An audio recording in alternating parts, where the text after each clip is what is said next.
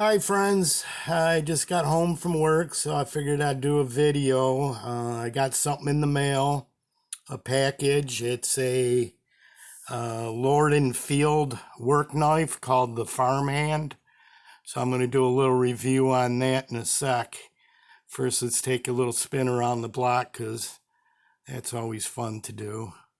You'll see the big alpha male on top of the Winchester box.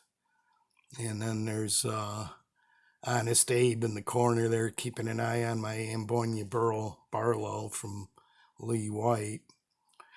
But out on the block here, I got a lot of stuff you guys I haven't done videos on, so you guys probably only seen them laying out. This one up front is pretty cool. That's a vintage hammer brand, 1945 to 55 with the original pouch in front. So I'm going to be doing a review on that soon. The Marbles Elephant Toe, I got to do a review on that. And the beautiful Voss USA with Rogers Bone. So I got quite a few videos that'll be coming up. But let's take a look at this Lord and Field. Excuse me. Now, Lord and Field's an outdoor outfitter, kind of like Cabela's or LL Bean.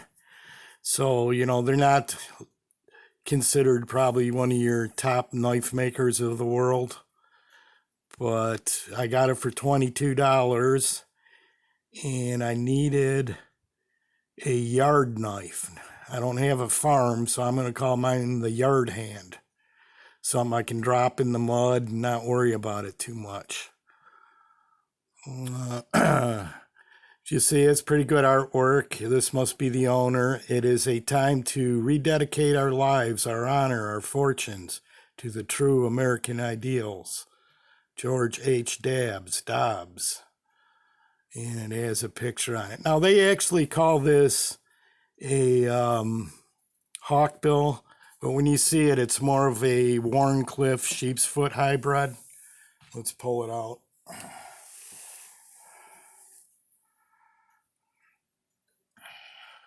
As you'll see, I don't consider that a hawkbill. I think they call it a hawkbill just because when it's in the closed position, you have, most of the blade showing, nothing going down in the handle. Now the handle's all dirty, and I read a couple reviews before I bought this knife where people were complaining about how dirty the micarta was. It's a brown denim micarta, and sure enough, mine came with a lot of staining on it. So I guess you could call that one strike. But if you're going to make it your yard hand, I guess a few stains in the handle ain't going to matter. Because at $22, if I drop it in the mud and then step on it with my boot, I'm really not going to care all that much. Let's take a look at the other side. The steel is not a super steel. It's 5 CRMOV. And in an article I read where the CEO of the company said they used the cheaper steel to make the knife affordable, which is understandable. Because you could get your Farmhand tool from GEC for $80 and get a premium steel, or you could get something like this for $20 to $30. And with me, I don't mind resharpening a knife. I don't expect it to retain an edge for a long time, but if it gets me through the day or, working out in the yard and clean it up and sharpen it up when I get back inside, no big deal. So let's see how it fits in the hand. So you'll see it's probably a 4-inch handle, maybe a 3.5-inch blade, or a 3-inch blade. I'm never good with my guesses. So let's take a look. Let's measure it out. It's pretty solid. All the mechanics on it work great. You'll see the lock. It's nice and easy to push down. There's no blade wobble. It locks right in. There isn't a half stop, but usually there isn't on a lock blade. So, clicks right out, locks up. Nice blade. It does feel sharp, that's for sure. And that's another thing about the softer steels. You can put a pretty good edge on it. For tang stamps, all it says is Lord and Field. I'm going to assume it's made in China at that price point. Let's measure it out and weigh it up, see what happens. I mean, now with everyone trying to save a little bit on money, being furloughed and everything, if you need a work knife, this might be an option. Yeah, okay, it's shorter than I thought. 3 3/4 for the handle. And the blade is 3 inches with the tang. 2.75 on the cutting edge.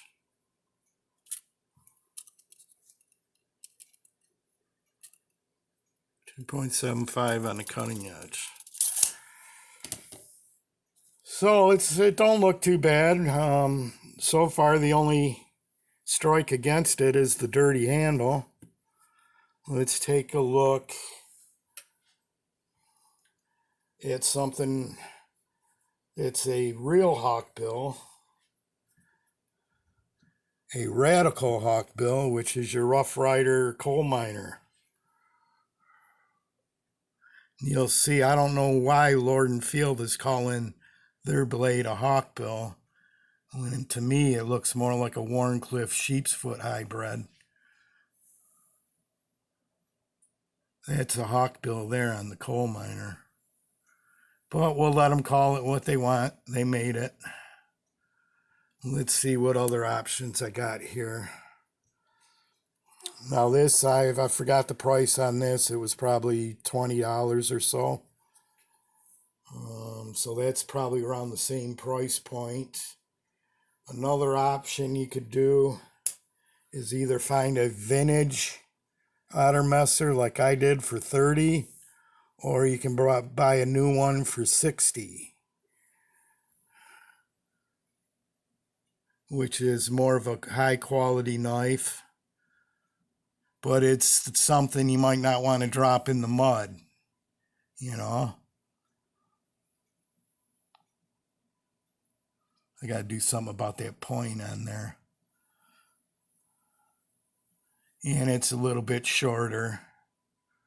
See how the vintage one has the anchor pinned in though? The newer ones at $60 don't.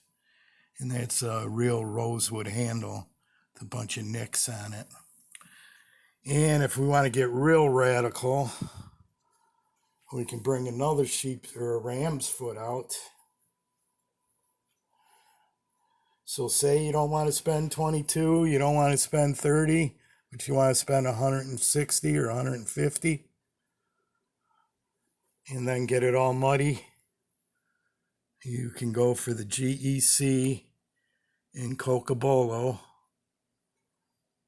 the 93 ram's foot.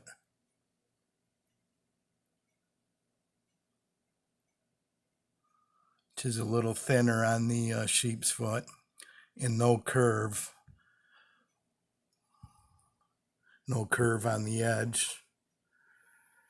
So I guess that's pretty much it. It's your guys' call. I like it. I don't mind the dirt on there because, like I said, springtime's rolling around, and this will be something. I mean, in Michigan, our spring is the ground is all wet and muddy. So when I'm out in the yard doing some yard work, should I drop it, it won't be no big deal. But I'll let you guys make the call. Leave a comment if you like it, dislike it. Hit the like button. And if you're someone drifting by, go ahead, subscribe. Got lots more knives to show. There's your final look at it. And we'll close out taking a look at the big alpha male in the background. So everybody, stay safe, take care, peace, love, and all that. Take care. Bye-bye.